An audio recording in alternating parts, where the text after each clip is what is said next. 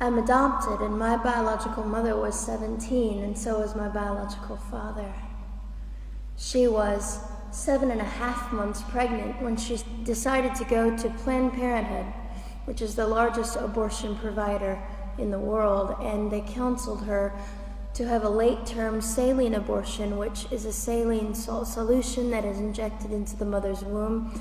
The baby gulps that solution, it burns the baby inside and out, and then she is to deliver a dead baby within 24 hours. And to everyone's great shock and surprise, I didn't arrive dead but alive on April the 6th, 1977 in a Los Angeles County abortion clinic.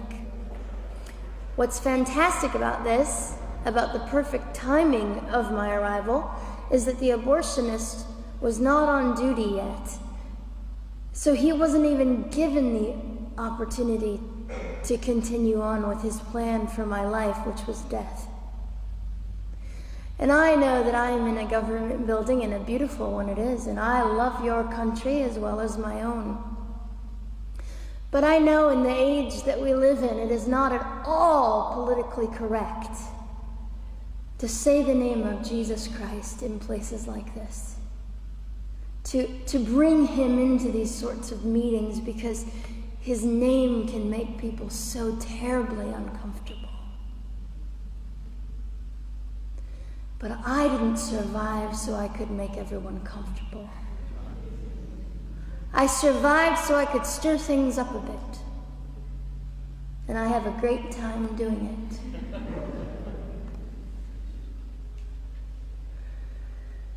And so I was delivered alive, as I've already said, after 18 hours. I should be blind, I should be burned, I should be dead. And yet I'm not.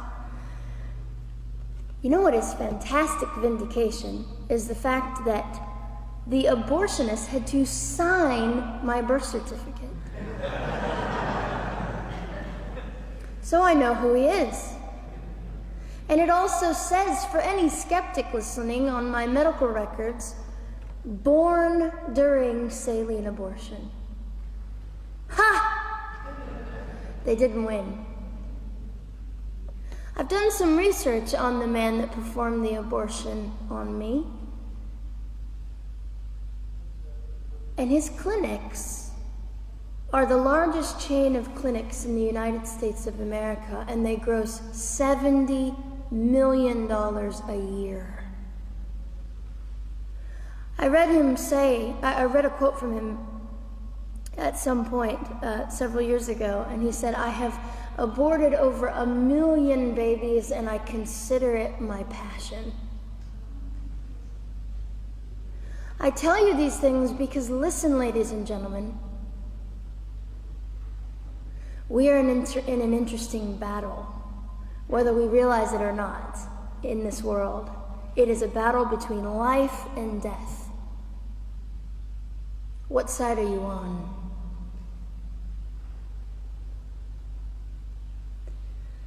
So a nurse called an ambulance and had me transferred to a hospital, which is absolutely miraculous. Generally, the practice at the time, and up until 2002, was, in my country, was to end the life of an abortion survivor by strangulation, suffocation, leaving the baby there to die, or throwing the baby away.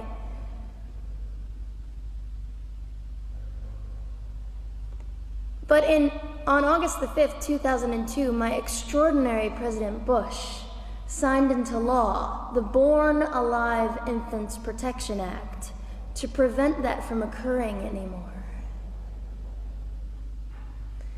You see, we're playing for keeps. We're playing I'm hoping to be hated by the time that I die, so that I can feel God about me and understand what it was to be hated. He was hated. Christ was hated. And not that I look forward to being hated, but I know along my journey, I know I'm already hated because I declare life. I say, you didn't get me. The silent Holocaust didn't win over me. And my mission, ladies and gentlemen, among many things, is this: to infuse humanity into a debate that we have just compartmentalized and set on a shelf and said it is an issue. We have removed our emotions. We are becoming harder. Do you really want that? How much are you willing to take, and how much are you willing to risk to speak the truth in love and graciousness and stand up and at least be willing to be hated? Or at the end of the day, is it all about you or me? And so, after that, I was placed in an emergency foster care home where they decided they didn't like me very well, and as I'm fond of saying, I don't know how you could not adore me right from the start. What is wrong with these people? But they didn't. You see, I've been hated since conception by so many, and loved by so many more, but most especially by God. I'm his girl. You don't mess with God's girl. I got a sign on my forehead that says, you better be nice to me because my Father runs the world. So after I was placed in the mean home, I was taken out of the mean home and placed into another home, a beautiful home, Penny's home. And she said by this time I was 17 months old, 32 pounds of dead weight, and diagnosed with what I considered to be the gift of cerebral palsy, which was caused directly by the lack of oxygen to my brain while I was trying to survive. Now, I am just compelled to say this. If abortion is merely about women's rights, ladies and gentlemen, then what were mine? There was not a radical feminist standing up and yelling about how my rights were being violated that day. In fact, my life was being snuffed out in the name of women's rights. And ladies and gentlemen, I would not have cerebral palsy had I not survived all of this. So when I hear the appalling, disgusting argument that we should have abortions because the child just might be disabled, oh, the horror that fills my heart. Ladies and gentlemen, there are things that you will only be able to learn by the weakest among us. And when you snuff them out, you are the one that loses. The Lord looks after them, but you are the one that will suffer forever.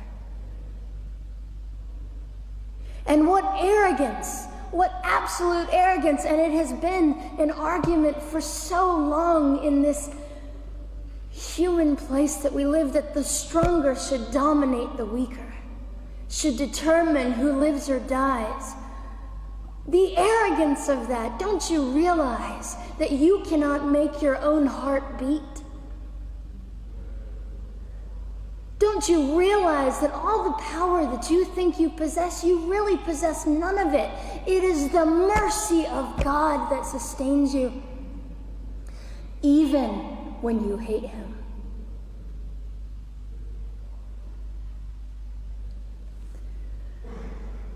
So they looked at my dear Penny and they said, Gianna will never be anything, which is always encouraging. And she decided to ignore them, and she worked with me 3 times a day, and I began to hold up my head, and they said, well, Gianna will never this and never that. Long story shorter, I was walking by the age of 3.5 with a walker and leg braces, and I stand up here today with a mild little limp and without a walker and leg braces. I fall gracefully sometimes and very ungracefully at other times, depending on the situation. that I consider it all for the glory of God. You see, ladies and gentlemen, I am weaker than most of you, but this is my sermon.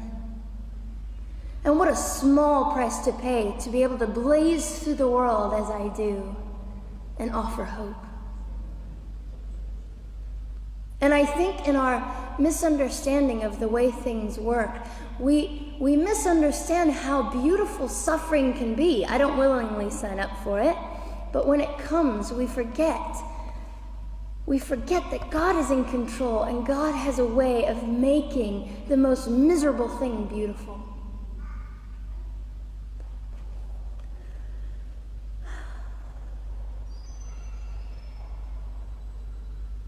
I have met my biological mother.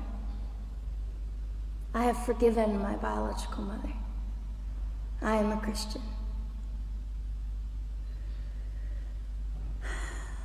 She's a very broken woman. She came to an event I was having 2 years ago, showed up unannounced, and said, "Hello, I'm your mother."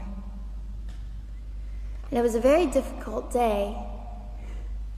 And yet, while I was enduring all of this, you'll probably think I'm silly, but I was sitting there and I was thinking, I don't belong to you. I belong to Christ. I'm his girl, and I'm a princess. So no matter what you say, in all your anger and brokenness and rage, it's not mine to keep. It's not mine to carry, and I won't. I was saying all this inside. So ladies and gentlemen, you have an opportunity. But for just a brief moment, I would like to speak directly to the men in this room and do something that is never done.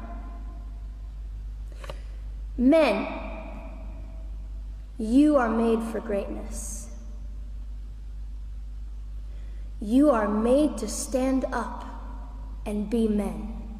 You are made to defend women and children, not stand by and turn your head when you know murder is occurring and do nothing about it.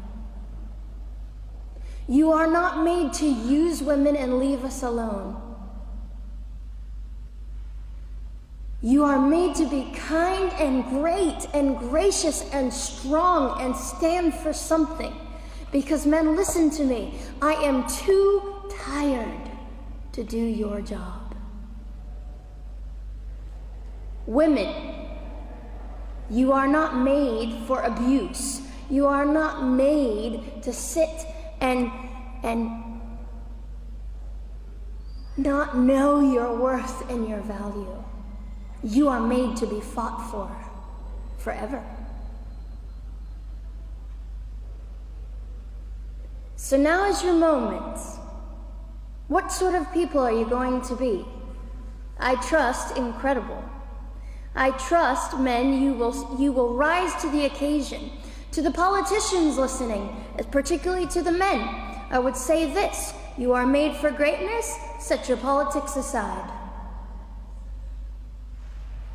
You are made to defend what is right and good. This fiery young girl will stand here and say, now's your moment. What sort of man do you want to be?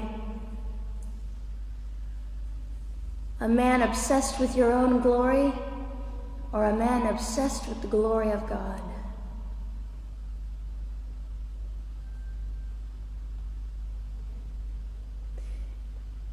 It's time to take a stand, Victoria. This is your hour. God will assist you. God will be with you. You have the opportunity to glorify and honor God in 2008. I'll just end with this.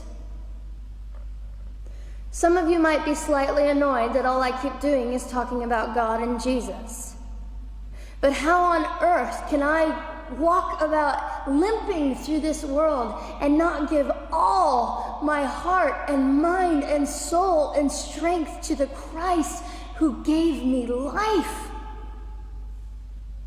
So if you think I'm a fool, It's just another jewel in my crown. My whole intent in living here is to make God smile. I hope some of this made sense. It just came from my heart. God bless and keep you.